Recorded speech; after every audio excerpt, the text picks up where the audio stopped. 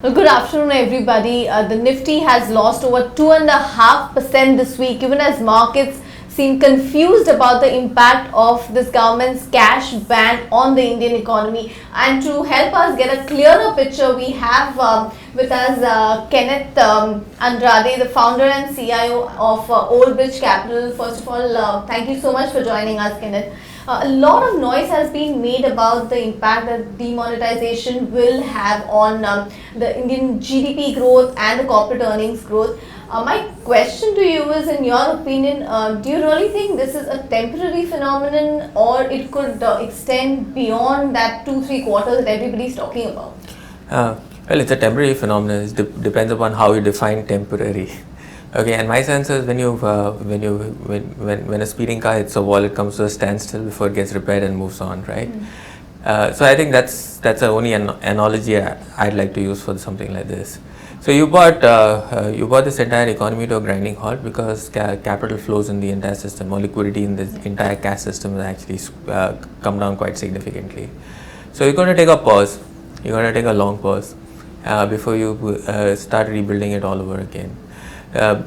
And a significant part of that economy is affected. I mean, we need to look at it. If 14% is the cash, the cash that was in circulation, which is being recalled and reissued, that's 14% of the banking system, which is equal to 14% of your GDP.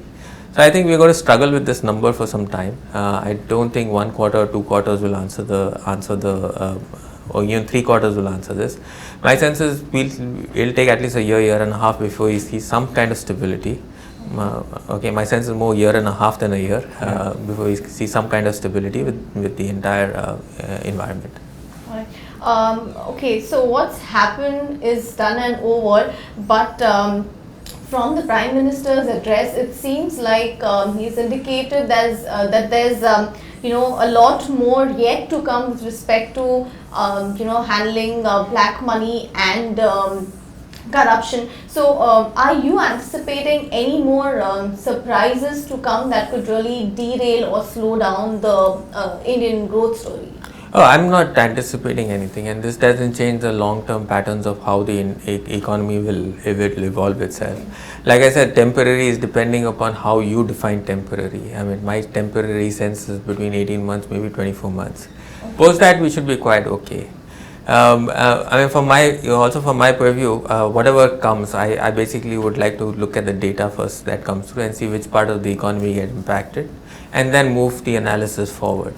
So I'm not, as an organization or even as individuals, I'm not going to preempt anything that's going to be dramatic for this economy. When the data comes through, if you think it's going to be dramatic and it's going to slow down, we'll build it into our future estimates that are there. With respect to this exercise, I want to know, there are all sorts of numbers thrown in. People are talking about break-even points. When does one decide that this exercise is going to be fruitful, and what is the best case and the worst case scenario from the government's point of view, in your opinion? I think wait till December or January. You'll get a fair sense of what is happening on the ground. It's a fairly expensive exercise to take through, apart from just printing of the currency notes, which is about 15,000 crores. You also have a revenue loss for this quarter. Okay, the revenue loss is from taxes, both direct and indirect, because there is definitely be a dent in volume sales, and there will definitely be a dent in incomes. Right. Okay, so the break even on something like this could be fairly high. Right. Okay. So let's wait for the data to come through.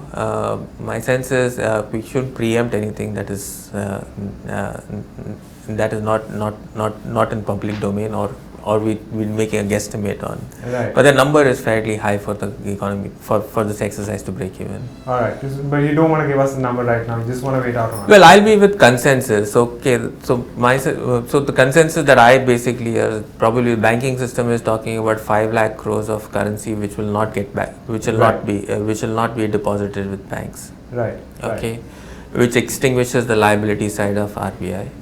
The capital markets are sitting, some part of the capital markets are sitting at the other extreme, where the number is between 1.5 lakh crores and 2 lakh crores of currency which will not get deposited. So if I have to be diplomatically right, I'd sit right in the middle, right? Right. But Yeah. my sense is at both extremes, it is not very positive for the way this economy will shape up in the near term. Right. So at both extremes, it's not going to be positive. Right. All right. Okay, so I'm coming to the possibility of a Fed rate hike in December. The consensus believes that there will be one. Has the market already discounted that? And after that is out of the way, what would you expect from the Trump administration? Okay, on the Fed rate hike or on any rate hike, okay, we've seen a trade that played out for the last 40 years in the US and across the world. Yeah. Okay, when rates were at higher double digit and have gone virtually to zero levels. Yeah. And price earning multiples were at low single digits, which have gone to high double digits. Right. Okay, so mid 13s, early teen yields in the US went down to zero, and 7 to 8 time price earning multiples went up to 20. Right. Now if you see a reversal, or if you do believe the reversal of trade takes place, it is not very good for equity as an asset class. Right. Yeah. Yeah. Okay, so that's the trade that will play out. So if you're looking at a reversal in interest rates anywhere in the world, I think that's the way the market will play out. You'll have a significant derating of the price earning multiples of equities. Right. Well, Kenneth, traders and economists seem to be divided on the RBI's next move with respect to interest rates. Again, does demonetization really change the trajectory in any ways? It's clearly deflationary, and interest rates interest rates should be on the downhill rather than looking at it going up. So if an economy is deflationary, which I think in India should see this case for at least the next year or two, interest rates can't go up. But given that, as you mentioned, the interest rates are already on the falling trend, will the RBI governor probably want to wait and watch how the growth pans out in a quarter before they go ahead and hike? Well, there's nothing much to wait for a quarter or 2 quarters, because everything is going to fall off the cliff. Okay. Okay. So the interest rates that are already falling off is not enough. I think the trajectory. I think the trajectory of interest rates have been set. Yeah. It's not going to reverse itself in the Indian context very soon. All right. Okay, so you indicated that it's going to be a while before things come back on track. And that brings me to themes which you would absolutely avoid right now, and themes that you possibly wouldn't mind thinking about investing right now. Well, let me look at it the other way around. Let's look at how corporate India will shape up or how corporates in India will shape up in an economy like this. Right. Okay, economy like in the first sense, your companies with robust balance sheets, okay, and no leverage, Right. okay, will continue to get higher market share in the segment that they operate in. Okay. Because this economy or this marketplace is going to move from a cash economy to a credit economy. The only guys who can provide credit into the system are the guys who are organized and the guys who have lines with the credit system and are deleveraged completely. Right. So imagine you got a business that's in operation who's got a market share which is high, you got a zero debt balance sheet. Okay, you can grow your market share disproportionately because the weaker section of the industry you operate in is just going to collapse itself. Right.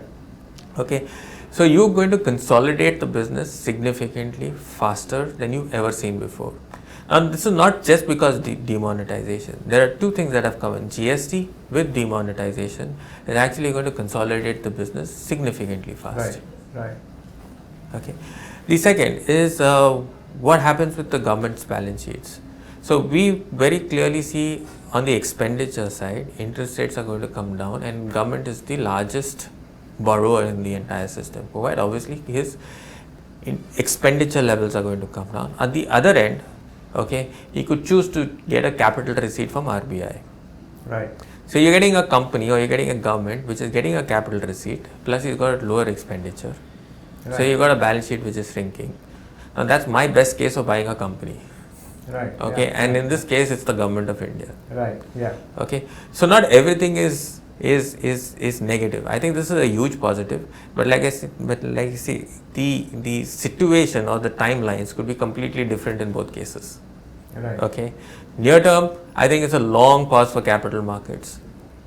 Right. Okay, Yeah. but in the longer term, everything is falling into place. Okay. Okay, and the third level is your tax to GDP ratio.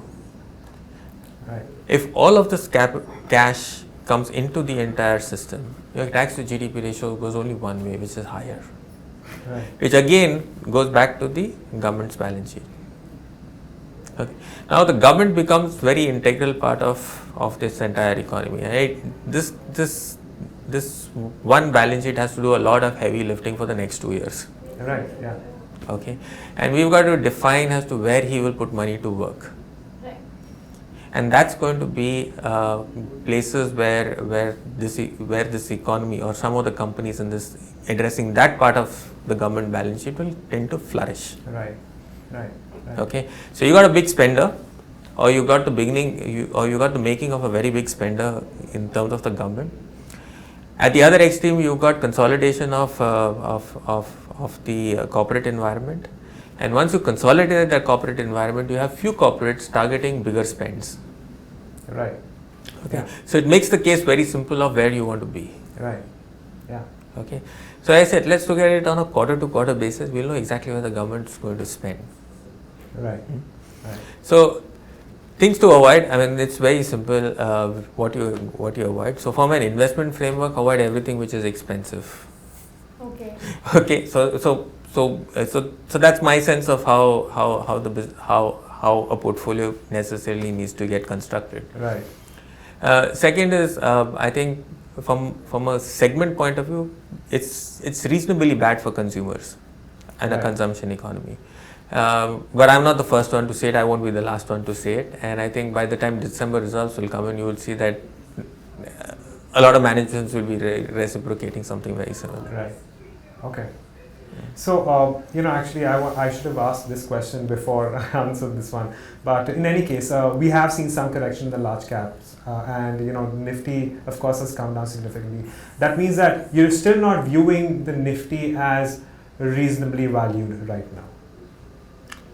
now. It's not cheap still. Okay. Yeah. Okay. Yeah, sure. We'll go with that. Given the reason that you're giving, that the earnings growth will probably come down. So despite the correction, it does not make Nifty cheap. Yeah, Right. you see the question mark here is on the denominator. So price remaining, even if price comes down, if your Right. denominator comes down, in the conventional wisdom, it's not getting very cheap. Okay, then let's probably move on to PSU banks, because that's one sector which has really seen a very strong rally driven by that low cost deposits and the treasury gains factor. But what I want to understand is, do you believe that the market is probably overestimating the benefits to these PSU banks, because recoveries and asset quality issues don't really they're not going to vanish overnight. So if you had to take your pick between PSU banks and private banks, or how would you move your shift the allocation between these two? Well, I'm actually the wrong person to ask on public sector banks or any public sector companies, because I don't believe they are very efficient allocators of capital. Okay. So there is always a trade in something which is cheap. Okay, there's always a trade when something is completely smashed down. Right. But I don't think there's anything structural with these companies. Okay. So if the only thing that happens with these companies is the government bails you out at every point in time, they did so at the end of the last industrial cycle, they're doing so now. Over periods of time, they continue to have loss of market share. I tend to believe the loss of market share in retail and consumers is far higher. Okay. For these companies, they virtually don't exist in consumer in the consumer segment. So there's nothing really structural about these businesses. They're part of the economy. If the economy does well, and if you're doing well, these companies do well. But over long periods of time, they're just destroyed capital. Right. So I would, in my preference, I'd rather look at a well-run financial services company rather than play a valuation bet in some of these names. Okay, so even if we're talking about financial companies, given the kind of fall that we've seen in the last 10 days, anything or any smaller theme within that entire gamut of NBFC stocks which has started looking attractive to you? It's too early to call it. You're looking Okay. at, like I said, you're looking at a long pause in the market. So let everything stabilize itself. These are businesses that are leveraged. Remember, every bank is leveraged almost 10x. Every NBFC is leveraged up average of 7x. In an economy which is shrinking, leverage never helps you. Right. So let's wait and see how this long pause affects some of these businesses. And I think we'll be able to take a rational decision at least a year and a half from today. So you would rather wait and watch right now to get a more clearer picture, once the third quarter earnings are out before you go all out and buy. So I said this before we launched the product and closed it, and I'm saying it now. We said that we will run a portfolio without financials. After what has happened in the last week, I think we run a portfolio without financials. Maybe in the next 6 months, if I'm still around, I'll run a product without the financials. Okay, that's a very contrarian call that we are getting, but. So, which is one of my last few questions here is, what will foreign institutional investors look for before they come back? Because we have seen them sell quite aggressively in the last couple of weeks. Well, I don't think it's so negative for India, and I think we're one of the few bright sparks in the emerging market context. Flows in India will really depend upon what's happening in the US, because we're part of an emerging market basket, and a lot of investors are already over-invested or have a higher weightage in India. Right. For all the right reasons or all the quant reasons that have been right so far. So it's more a determinant of the external environment than anything that's happened internally. Right. Okay, what has happened internally? I mean, there are a number of views out there, but I think it's moderately to extremely positive for India. In the long term, this is definitely going to help you through the next decade. Right. But near term, there will be significant challenges. Okay. And finally, Kenneth, we address a lot of young people through this medium. And one question we always get for all our guests: how do you identify your picks and how do you go about your investment philosophy? What is your investment philosophy? I think buy a great quality business at the right price. Right. Okay, it's very simple to talk about it. It's even simpler to execute if you have the patience. Right. So okay, just make sure you got your pricing right. Make sure you're buying it at a 52-week low or it's an all-time low, and make sure it's a great quality business. If you get all three right, I think you can't go wrong over a cycle. Of course, the fourth element is the most difficult one. You have to have a lot of patience, because you will tend to run out of patience. Right. Yeah. Well, I suppose and I agree with you. Patience is something that usually doesn't, isn't always spoken about. And as for you guys, well, I hope that you have found this conversation helpful and insightful. And I'm sure it's been a tough week for a lot of you guys out there. If you guys are a part of this market, I'm sure at least some of you must have seen some amount of erosion. But I hope that this conversation has been able to give you more clarity as to what you can do going ahead. Thank you, Kenneth, once again for joining us and giving us some of your time. As for you guys can always come back next week and join us for yet another edition of Thank God It's Friday. Goodbye.